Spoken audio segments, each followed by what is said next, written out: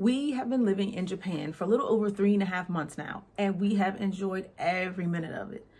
And there's been several learning curves. I want to share those things with you. So if you ever plan on visiting or moving to Japan, you'll be a step ahead of us. All right, first things first, the toilets. I was so amazed and confused and just all kind of feelings when I saw the public restrooms here. And I just want to share, it's actually not that bad at all. They look very intimidating, as you can see in the pictures, and they're not that bad at all. I will say, most of the places that I've been, the public restrooms do have, if they have all the different buttons that you see in this picture here, then they do normally have some type of English translation there. And they seem to be similar from toilet to toilet. So not to worry. Now, one thing to note, they have two different types of toilets here for women. One is your Western style toilets that we have in the United States. And the other one is like an in-ground toilet like you see here in the picture. And from what my understanding is you just stand over that one and you use the bathroom. Haven't tried that one. However, let me change that. All bathrooms that I've been to have, if they have the one that's in the floor, they also have the Western style one. So don't worry, don't stress. If you have to use the bathroom out and about, there are plenty to use and they will fit your needs. And the other thing is some of these toilets are so cool. So again, you see all the buttons. Those buttons mean different things. Like they have bidets in them. They have toilets that you can press a button and it makes like a little white noise so that people around you can't hear you using the bathroom. It's so innovative. And they also have ones where you can press a button and it cleans the toilet. They have wipes. They also have, in most restrooms, in the actual toilet area, as you can see in this picture, they have a seat that you can put a baby in if you have to take your child to the bathroom. I mean, how innovative is that? Well, should I say, if you have to take your child to the bathroom with you, right, a baby, then they have a place to put them. So yeah, this is something important to know when you're coming to Japan. The toilets look intimidating at the beginning, and you can do it. If I could do it, you could do it too.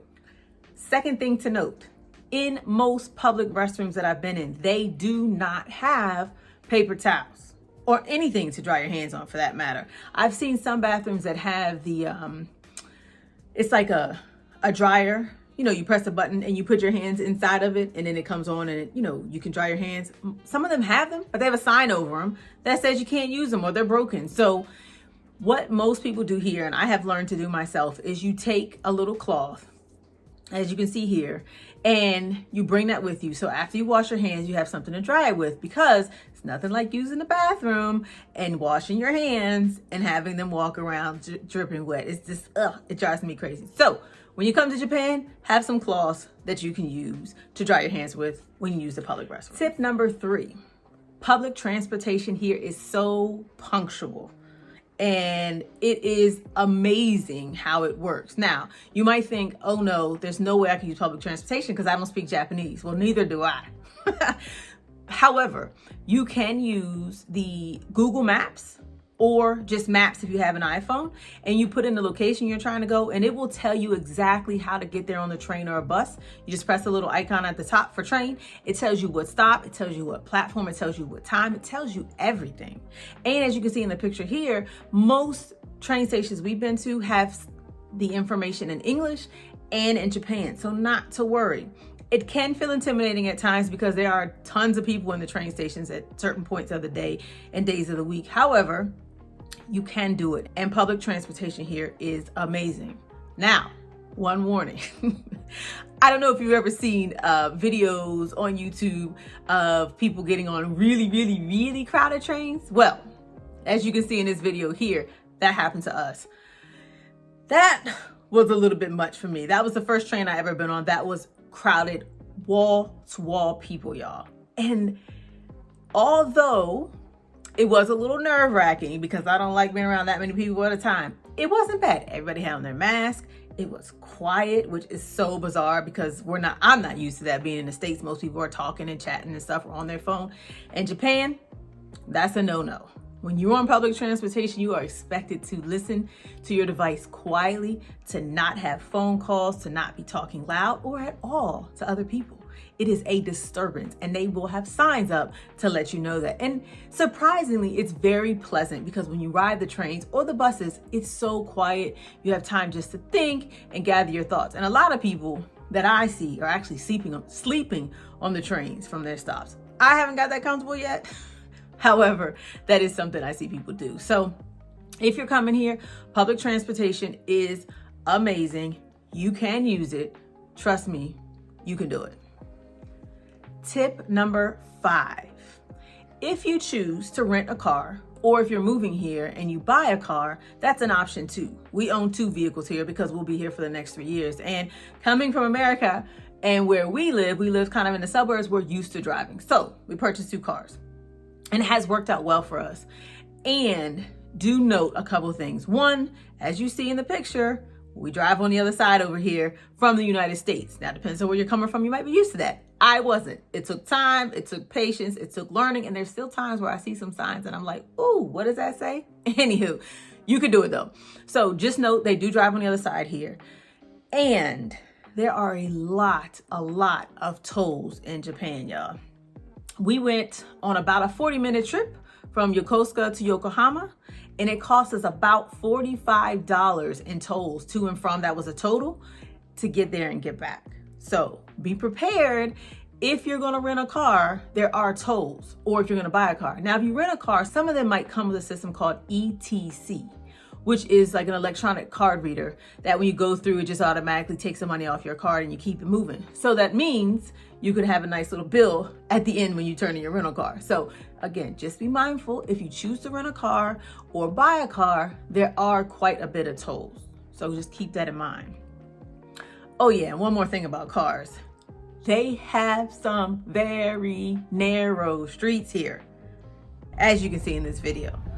We have been on some streets that to me look like a one-way. However, we see cars coming the opposite direction. So obviously it's not a one-way. So just beware. They have regular highways here that look similar to the ones in the United States that have multiple lanes, and those are normal, aside from the hills and the curves and all that. And their side streets or their back streets can be very, very narrow. So just keep that in mind when you think about the type of car you're going to purchase. We learned that prior to purchasing a car. So we purchased 2 smaller vehicles because I refuse to drive anything bigger than these in these tiny streets. To me, it's nerve-wracking, y'all. I don't know. And though it's fine, you'll make it. Everyone's very courteous here. Everybody gets out the way. Either you'll stop and pull over or the other person will stop and pull over. So yes, it is possible to drive in Japan. And just some things to note when driving here is they drive on the other side. Roads can be very narrow and there are lots of tolls. Oh yeah, and parking. Most places you go, you have to pay for parking. Some parking fees are more reasonable than others. So just always travel with some type of money to be able to pay those fees. That takes me to my 6th thing to know: yen, Japanese money. You always want to keep some Japanese money on you, especially when you're traveling. Because we have learned that although some tolls do accept debit cards or credit cards, there are also several that do not. All they take is yen. So make sure you have yen on you. I would suggest traveling with no less than 10,000 yen. Tolls aren't necessarily that expensive, and it depends on where you're going. So always have some type of yen on you. Now, there are ATMs at almost every convenience store here. So if you get out and you find out, like happened to us once, we only had a little bit of yen. We got to our destination and we ended up spending all our yen at that destination because they didn't accept cards. So we had to stop on the way to get some more yen on the way back because we knew some of the tolls only accepted yen. So don't stress, just be aware and be mindful that you need to keep Japanese yen on you at all times. You no longer have to wear a mask in Japan. And just note that in Japan, they've been wearing masks for a while. So there's still a lot of people that wear masks, but you don't have to wear them anymore. Restaurants here have English menus. A lot of them do. So if you're worried about eating out, don't worry about it. They got you. There are a lot of times where they have English menus. And when they see you coming, they can tell you're American, they just switch your menu out and give you the English one. However, not to worry. If you go to a restaurant and there's no English menus, you have some other options, 2 other options. 1, most restaurants will have examples of each type of food they offer and they make it in like a plastic mold, as you can see in the picture. And trust me, 9 times out of 10, your food will come out looking exactly like that. So if they don't have an English menu or a menu in your home language, you can point to what you want, and they will bring you that option. Another thing that has worked very well for us is using Google Translate, y'all. That is my best friend. Google Translate, you can hold it over, you can press the camera option, hold it over top of the menu, and it actually translates everything for you in English. So not to fret, not to worry. You can eat out here with no problems because there are many ways that you can translate things into your home language. And trust me, they have some delicious food here, so you don't want to miss out on eating out. So just get the Google Translate app and you'll be fine. 10th and final tip, bring walking shoes. Trust me when I say this. I don't care if you're choosing public transportation or you're renting a car or buying a car. There is so much walking in Japan, y'all. So bring some comfortable walking shoes because I promise you, you're gonna walk. And not only is there a lot of walking, when you're in the inner cities, most of that walking is flat, right? So you might be walking from the parking lot to where you're going, or you might be walking from the train station and just exploring the city, right? So that's one type of walking. The other type of walking that I wasn't aware of was all the hills that they have in Japan, y'all. You look at these pictures, there are so many hills in Japan, it's not even funny. So bring your walking shoes so you are comfortable and can explore all there is to offer in Japan. Because trust me, there are so many amazing places to see in Japan. And the last thing you want is to have hurt feet, messed up ankles, or something rubbing on your toe or your heel or whatever. So bring comfortable walking shoes. Don't worry about trying to be cute. You want to be able to enjoy your trip. So bring those comfortable walking shoes and bring those cute ones just for some pictures. All right, so those are my 10 tips if you are going to visit Japan or if you're moving to Japan. And those are just the things we've learned thus far in the short little time we've been here. As we continue to learn things, I will bring you more videos and share with you our journeys in Japan and beyond. If you have any questions, please don't hesitate to ask. My contact information is in the description below. And if you like the video and you want to see more videos like this, go ahead and hit the like button and subscribe so you get notified every time I post a new video. Until next time, be well.